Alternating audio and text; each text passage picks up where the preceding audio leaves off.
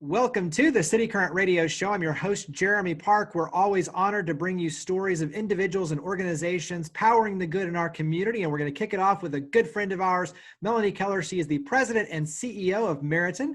And let's start. How are you doing? I'm doing well. I certainly can't complain. The weather's beautiful and it's quit raining for a few days, so life's good. We'll take it. So let's start with some context for those. Hopefully everyone knows Meritan. You've been on the show many times before, but let's start with some context. Give listeners a little bit of an idea of just Meritan overall in terms of the mission and the purpose of the organization. Oh, certainly. Meritan is a health and social services nonprofit. We've been serving the Memphis area since 1961. We provide services to children in foster care with an emphasis on behavioral challenges as well as medical needs. And we also provide a variety of supports to seniors and adults with disabilities, including residential in-home services, job retraining, and services to victims of elder abuse. Talk about scope, geographical as well, because you have a lot of partnerships. Your reach is pretty broad. Sure.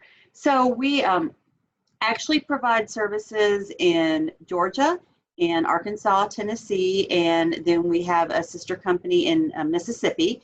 The bulk of our services, though, are right here in West Tennessee, primarily in Shelby County, and also reaching out to Tipton and Fayette.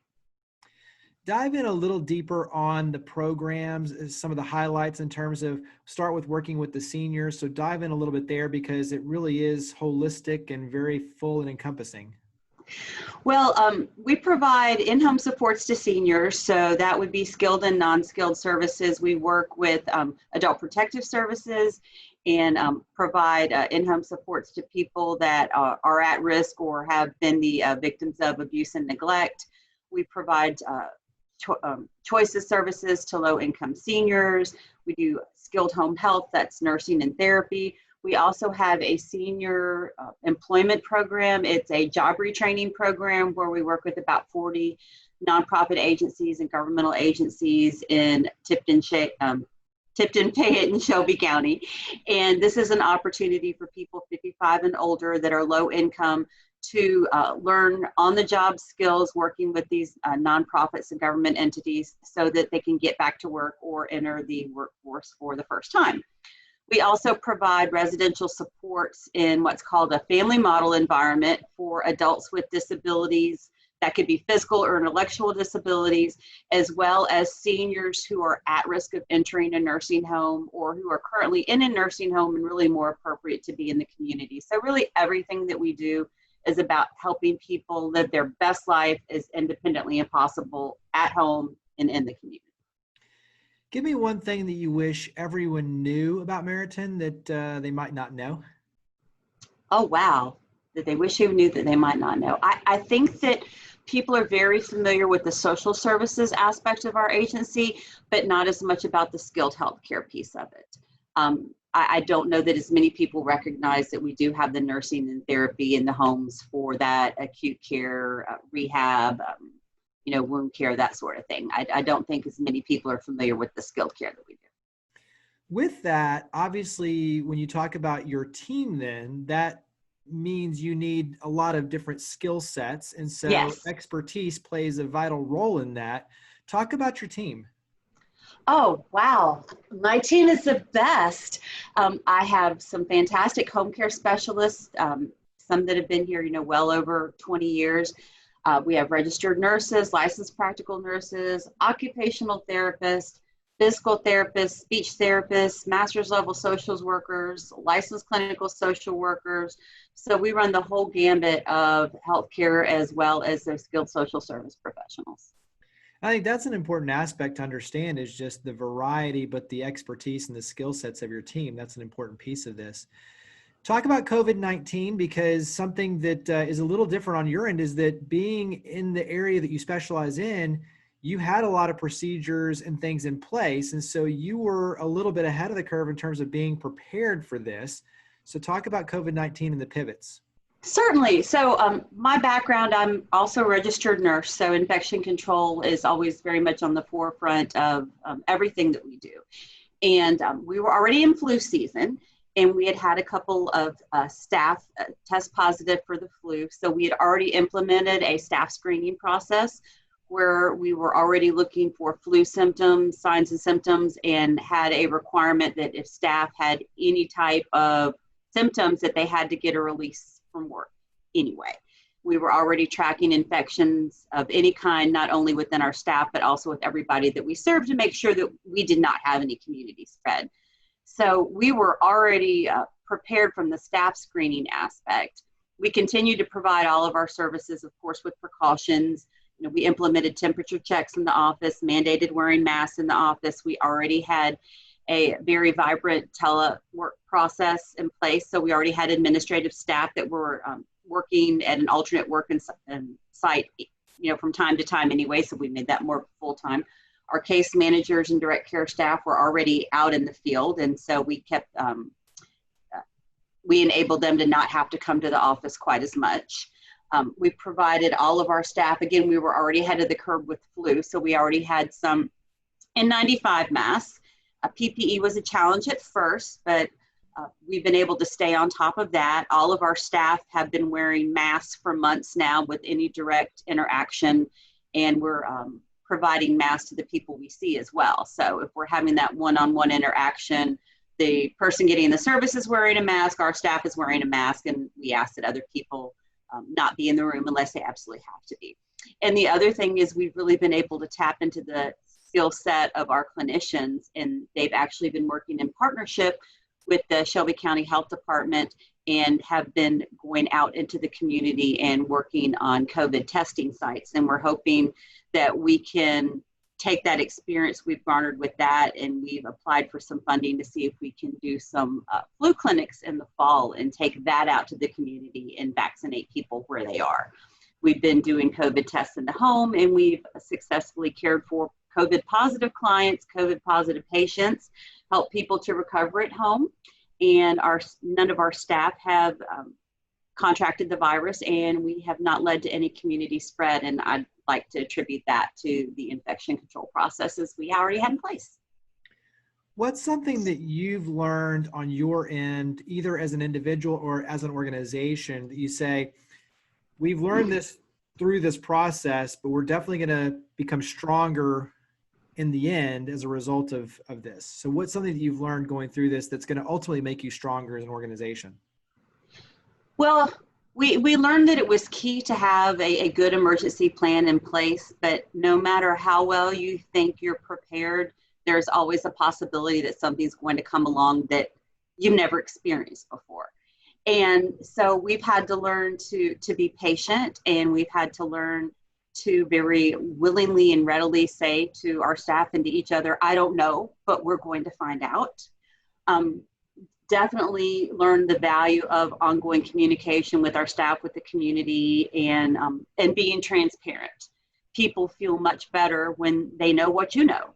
And also tapping into our resources and the expertise that's out there, and reinforcing to our staff that when we get information that we need to go to designated credible sites, and that you get your information on infectious disease and control and so forth from those sites, the CDC, WHO, and not necessarily from social media or your friends. But preparation is important. You know, disaster drills are important, and we've done that as an agency, just certainly not to this level, but we had the groundwork. And I think at least if you have that framework, that groundwork in place, you have something to build on, even if you don't know what you're about to deal with. Talk about the communication among not just your team, but the clients and the individuals and the families you serve, because I think that is an important piece of this, especially when you work with seniors who don't really know where to get the right information. So in other words, you become really the trusted advisor to give them that accurate information. So talk about the communication and really how important that is, not just among the internal, but really the external constituents as well. Well, we've certainly learned the value of technology. Again, having the remote work process in place was a great help. We've also identified a lot of the gaps.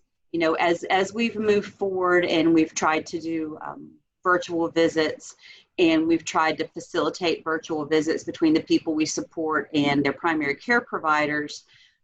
We've recognized that there's still a lot of folks out there with the flip phone, that you can't do that true virtual telehealth visit without having the visual piece. So our staff have really been the conduit for the physician and the patient. We've arranged times in the home where we're able to do that. So it's been interesting for us to recognize that there's no one mode of communication that works across the board. Email is great and cell phones are great. You still have to know how to reach people via landline and old-fashioned snail mail, even though the mail part has been interesting as well, though, because you've noticed your mailboxes aren't as full with quite as much, and people being afraid to touch the paper and so forth. So we've certainly learned the value of technology, but we've also been able to find kind of those weak spots.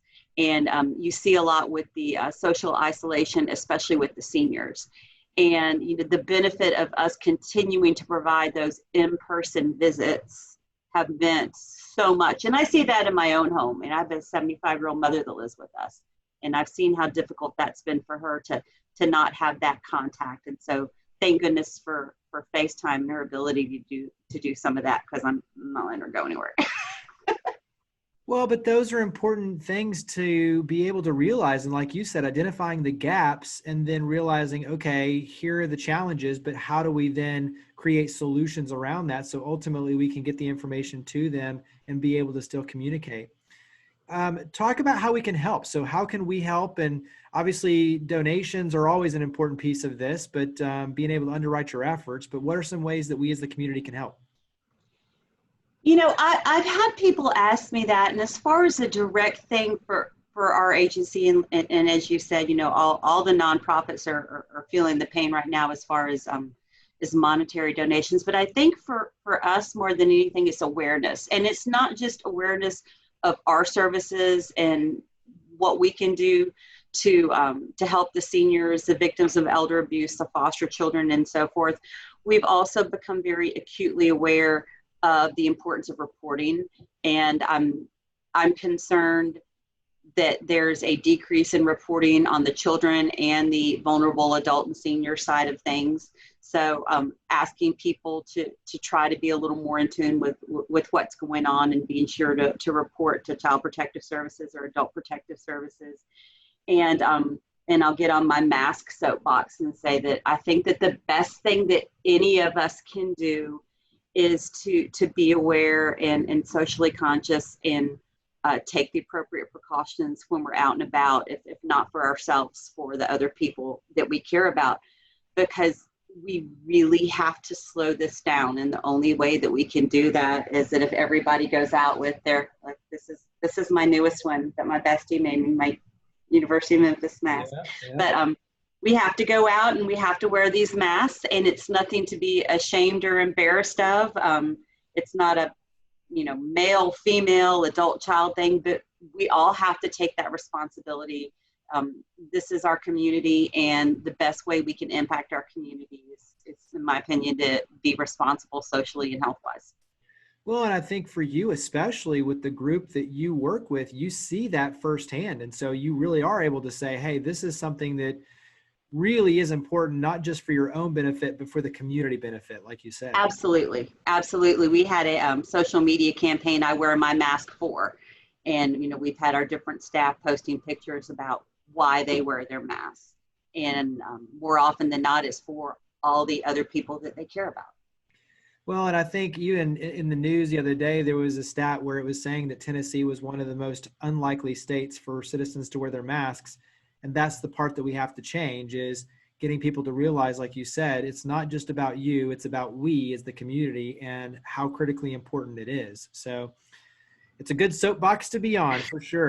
Well, a little positive peer pressure. I would prefer that it be that that people are a little more awkward that they aren't wearing one, that they are, Yeah. That it really needs to be more of the social norm. Talk about website, social media. Where do we go to get involved with Meritan, to as you said, find out more information, to be in the loop. So where do we go? Meritan.org is our website. We do have a Facebook page. We have an Instagram page. Now, I'm not sure if we have, what is the latest one, TikTok? I don't know that we have that, but I know we have That's Instagram. all you have to say is just Google us. You'll find us wherever we are. Yes, but we're definitely on the web, and we're definitely on Facebook, as my 20-year-old says. That's for the older folks, but we're there. So. Well, you do make it easy to find you. That's the key. And you do make it easy to get involved as well. So Melanie Keller, Meritan, thank you for all you do, you and your team. We greatly appreciate it. Thank you for coming on the show. Thank you for having me.